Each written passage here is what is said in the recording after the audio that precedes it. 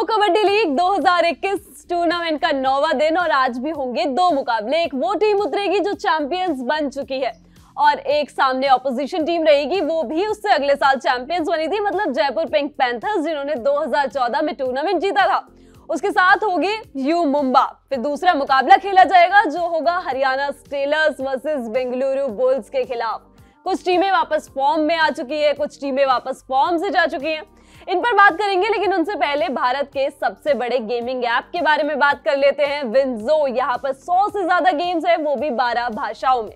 इसके साथ ही यहाँ पर आपको अपनी टीम बनाने का झंझट भी नहीं पालना पड़ता, क्योंकि फैंटेसी वॉर नाम का फॉर्मेट है जिसमें एक्सपर्ट्स की टीम को आप अपनी टीम बना सकते हैं। इसके साथ ही वर्ल्ड वॉर नाम का फॉर्मेट भी है, जहां पर एक गेम में 2 से 4 टीमें भिड़ती हैं और जो जीतती है उसको मिलते हैं कूपन्स। और अब इन कूपन्स को आप Hotstar, Flipkart, Amazon, big basket पर इस्तेमाल कर सकते हैं। चलिए मैच पर वापस लौटते हैं, क्योंकि बड़े मुकाबले होने वाले हैं, 2 बड़े मुकाबले। जयपुर पिंक पैंथर्स वापस फॉर्म में आती जा रही है। पहला मुकाबला हारा, उसके बाद 2 मुकाबले जीते हैं। यू मुंबा सब कुछ देख चुकी है, पहला मुकाबला जीत लिया, दूसरा हार लिया, तीसरा टाई कर लिया। अब इनकी पेटी में आगे क्या है? जयपुर पिंक पैंथर्स पहला मुकाबला गुजरात के खिलाफ हारा, उसके बाद हरियाणा के खिलाफ जीता, यूपी के खिलाफ प्रदीप नरवाल की टीम के खिलाफ जीता। यू मुंबा की बात करें तो बेंगलुरु बुल्स के खिलाफ बड़ी जीत हासिल करी थी, 46-30 से वो मुकाबला जीता था। उसके बाद दिल्ली से सामना हुआ तो वहां पे हार हाथ लगी और जब तमिल थलाइवास के खिलाफ उतरी तो 30-30 की बराबरी से वो मैच टाई पर खत्म हुआ। बहुत कोशिश करी थी इनके खिलाड़ी अजीत ने कि भाई ये मुकाबला 1 पॉइंट से जीत जाए, लेकिन वो जीत हासिल नहीं हुई। इस टीम के स्टार प्लेयर्स की बात कर लेते हैं, यू मुंबा की। अजीत एक बहुत बड़े खिलाड़ी हैं, इस टीम के लिए कंसिस्टेंट परफॉर्म कर रहे हैं, 3 मैचेस में पॉइंट स्कोर कर रहे हैं। पहले मुकाबले में 6 किए, दूसरे में 7 किए, तीसरे में 15 किए और एंड मोमेंट पे जब तमिल थलाइवास के खिलाफ टाई हुआ ना, तो ऐसा लग रहा था कि ये खिलाड़ी बस रो ही गया था कि 1 पॉइंट आ जाता तो टीम मेरी जीत जाती। इसके अलावा अभिषेक एक बहुत बड़े खिलाड़ी, क्योंकि पहला मुकाबला जब हुआ तो 19 रेड पॉइंट्स अपने नाम किए थे इस खिलाड़ी ने। उसके बाद दूसरा मुकाबला जब खेला तो 5 रेड पॉइंट्स, फिर तीसरा मुकाबला तो 2 रेड पॉइंट्स। ये जो ग्राफ है वो गिर रहा है इनके लिए। और इसके अलावा शिवम अनिल एक मुकाबला खेला तो 6 पॉइंट्स अपने नाम किए, फिर दूसरा मुकाबला खेला तो सिर्फ 1 बोनस पॉइंट इनके नाम लगा। अब तक 7 पॉइंट्स ले चुके हैं टोटल। इन पे काफी कुछ उम्मीदें रहेंगी, क्योंकि रेडिंग डिपार्टमेंट भी कहीं ना कहीं से वीक लगने लगा है। डिफेंस की तो अलग शिकायतें हैं ही इस टीम के साथ।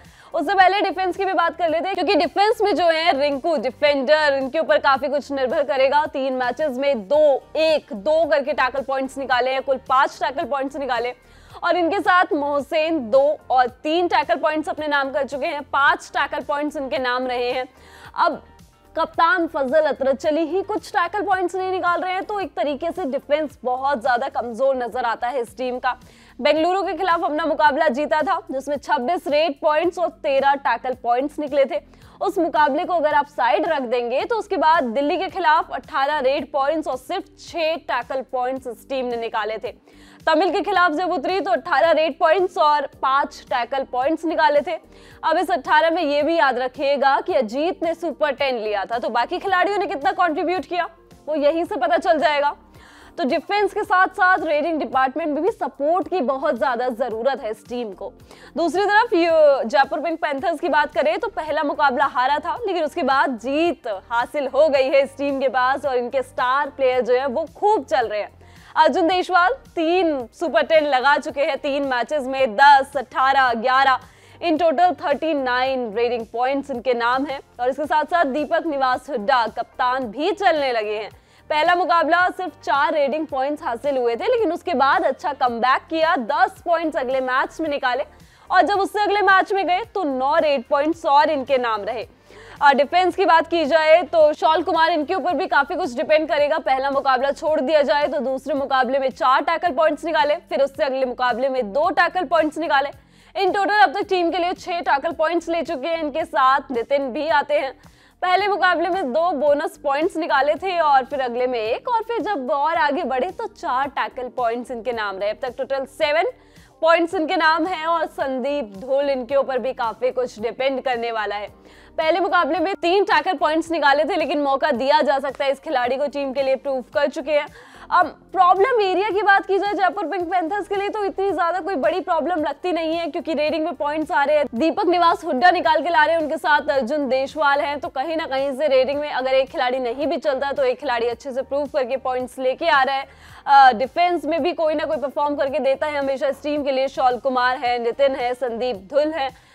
टीम भी विनिंग मोमेंटम में है और तो चाहेगी कि ये जो विनिंग मोमेंटम है इसको आगे बढ़ाए रखे, और कहीं ना कहीं अगर काम करना है तो डिफेंस पे काम कर सकती है, क्योंकि डिफेंडर्स को अपना मजबूत करे। टीम एफर्ट का गेम होता है हमेशा कबड्डी। टैकल पॉइंट्स जितने ज्यादा निकलेंगे तो सामने वाली ऑपोजिशन उतना ज्यादा पीछे होगी। स्क्वाड की बात की जाए तो यू मुंबा ज्यादा कुछ बदलाव करना नहीं चाहेगी। अभिषेक सिंह, उनके साथ अजीत, शिवम अनिल, ये 3 प्राइम रेडर्स इस टीम के दिखते हैं।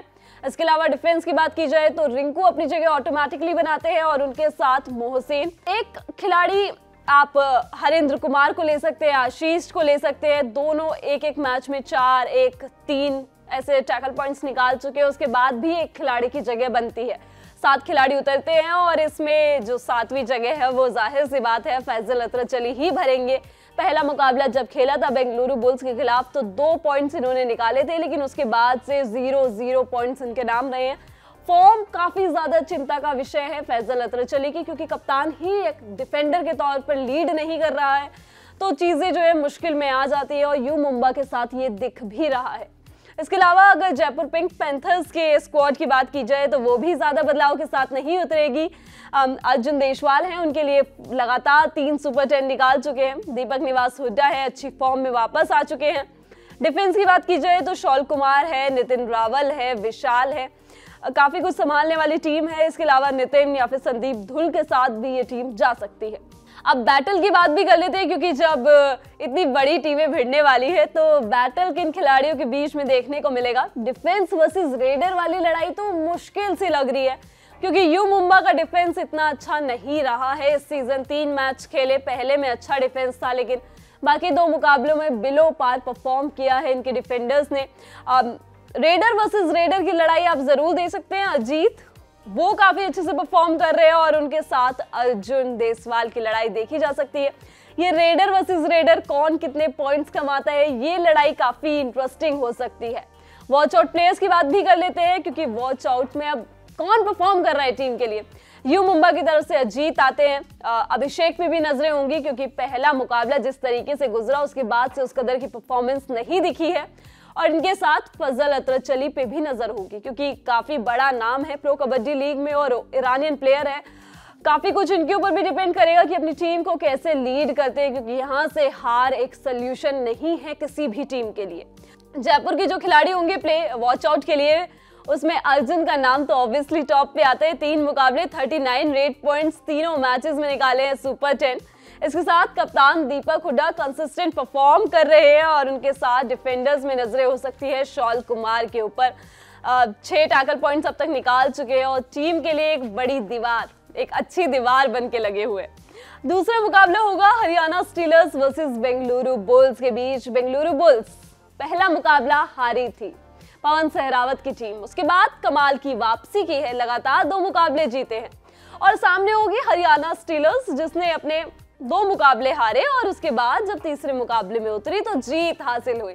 तो विनिंग मोमेंटम दोनों ये टीमें अपने इस मैच में लेके आने वाली है। हरियाणा की बात की जाए किस तरीके से हारी अपने मुकाबले, पहला मुकाबला पटना के खिलाफ हारी थी 39-42 के मार्जिन से। उसके बाद जयपुर के खिलाफ 38-40 काफी क्लोज मार्जिन से ये टीम हारी है, लेकिन अपना तीसरा मुकाबला तेलुगु टाइटंस के खिलाफ जीता 39-37, 2 पॉइंट से ही फिर ये मुकाबला जीता। बेंगलुरु बुल्स की बात की जाए तो पहला मुकाबला यू मुंबा के खिलाफ हारा था और काफी बड़ी हार थी वो, 46-30, 16 पॉइंट से वो हार मिली थी, लेकिन फिर विनिंग मोमेंटम वापस आया। जैसा कि उनके कप्तान पवन सहरावत ने भी कहा था कि भाई टीम 2 साल के बाद वापस आ रही है, थोड़ा विनिंग मोमेंटम आने दीजिए, अगला मैच आने दीजिए, और वो चीज हुई साबित। जब तमिल के खिलाफ उतरी तो 38-30 से मुकाबला जीता और फिर जब बंगाल वॉरियर्स के खिलाफ उतरी डिफेंडिंग चैंपियन के खिलाफ, तो वो मुकाबला 1 पॉइंट से अपने नाम किया था। हरियाणा के प्लेयर्स की बात कर लेते हैं। रोहित गुलिया का नाम टॉप पर आता है, क्योंकि कॉन्टिन्यूअस टीम के लिए परफॉर्म कर रहे हैं। पहला मुकाबला खेला, सुपर 10 लगाया, उसके बाद थोड़ा सा परफॉर्मेंस डाउन हुआ, 7 रेट पॉइंट्स आए, फिर बढ़ा 8 रेट पॉइंट्स आए, अब तक टोटल 25 रेट पॉइंट्स ले चुके हैं। इनके बाद विकास कंडोला का नाम भी आता है, क्योंकि पहले मैच में 6 रॉड पॉइंट्स, उससे अगले मैच में 14 रेड पॉइंट्स, लेकिन फिर उससे अगला मुकाबला जब खेला तो उस मैच में तेलुगु टाइटंस के खिलाफ सिर्फ एक बोनस पॉइंट लेकर आ पाए, एक भी रेड पॉइंट्स इनके नाम नहीं रहा। वो थोड़ी डिसअपॉइंटिंग परफॉर्मेंस थी।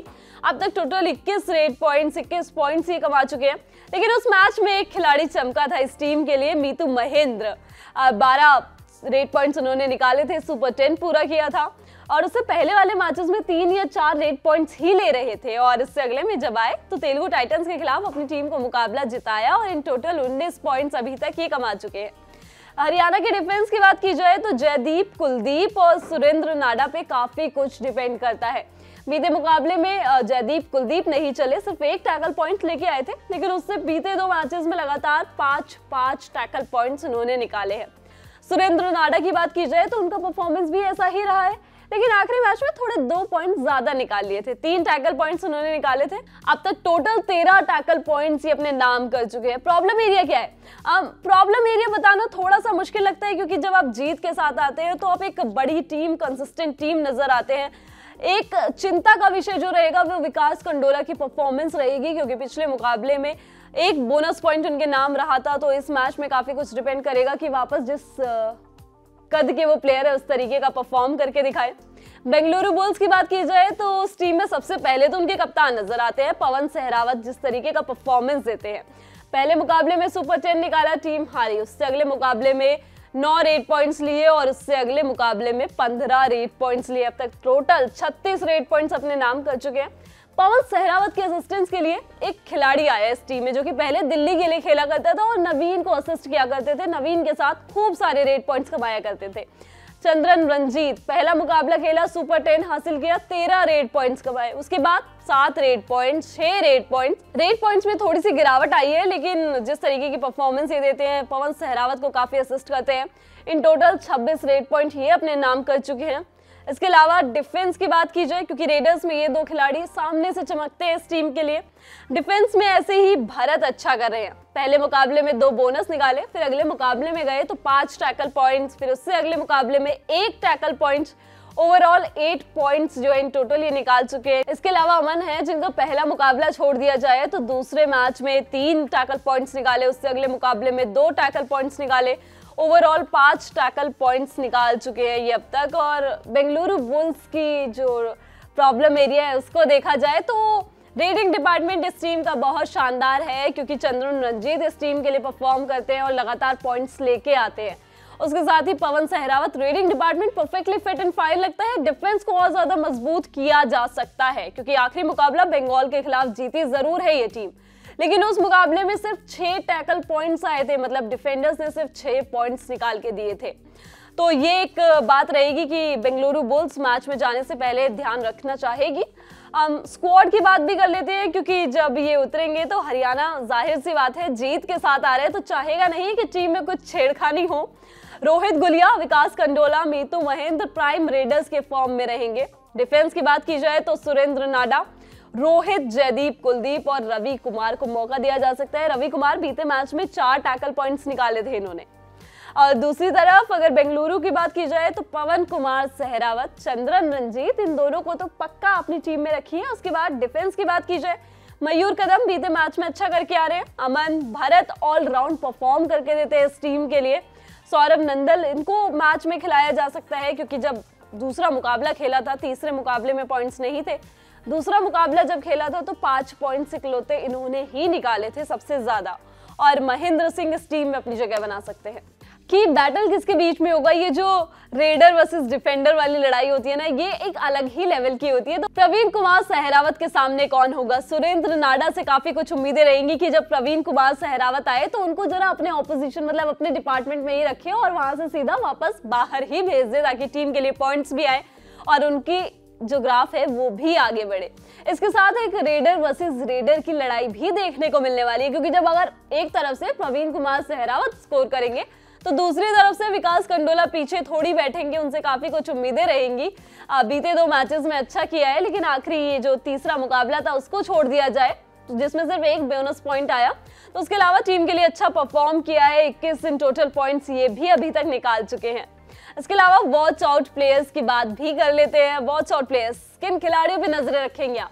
बेंगलुरु बुल्स की तरफ से चंद्रन रंजीत पे निगाहें टिकी रहेंगी। इनके साथ पवन कुमार सहरावत जो कि 36 रेट पॉइंट्स अब तक निकाल चुके हैं। ऑलराउंड परफॉर्मेंस के तौर पर भरत भी इस टीम के लिए अच्छा कर रहे हैं। दूसरी तरफ ऑपोजिशन टीम हरियाणा स्टीलर्स की बात की जाए तो सुरेंद्र नाडा काफी अच्छा परफॉर्म किया है और जयदीप कुलदीप जो 11 पॉइंट्स निकाल चुके हैं, रोहित गुलिया 25 पॉइंट्स इनके नाम रहे हैं। तो ऐसे ही शानदार मुकाबले हमको देखने को मिलेंगे प्रो कबड्डी लीग में, जब ये 4 टीमें अपनी एक पॉइंट्स के लिए, अपने 2 पॉइंट्स के लिए लड़ने के लिए उतरेंगी। Haryana Steelers, Jaipur Pink Panthers, इनके अलावा यू मुंबा होगी, हरियाणा स्टीलर्स होगी। जीत के साथ शुरुआत कर दी है, यू मुंबा जीत देखेगी। तो पॉइंट्स टेबल में काफी कुछ उलटफेर होगा और ये मैचेस भी बहुत ज्यादा इंटरेस्टिंग होंगे। अगर आप मैच ना देख पाए तो क से कबड्डी दी ललन टॉप के इस सेगमेंट में आपको सारी खबरें, सारा कुछ ज्ञान मिल ही जाएगा। तो देखते रहिए क से कबड्डी, देखते रहिए दी ललन टॉप। और जाते जाते अगर आपने हमारे नए चैनल ललन टॉप स्पोर्ट्स को सब्सक्राइब नहीं किया है तो उसका लिंक आपको डिस्क्रिप्शन में मिल जाएगा। वहां जाकर हमारे नए चैनल को सब्सक्राइब कीजिए, क्योंकि वहां आपको ताजा खबरें, किस्से, कहानियां, स्पोर्ट्स से जुड़ी हर तमाम चीजें आपको वहां मिलती है। देखते रहिए दी ललन टॉप। शुक्रिया।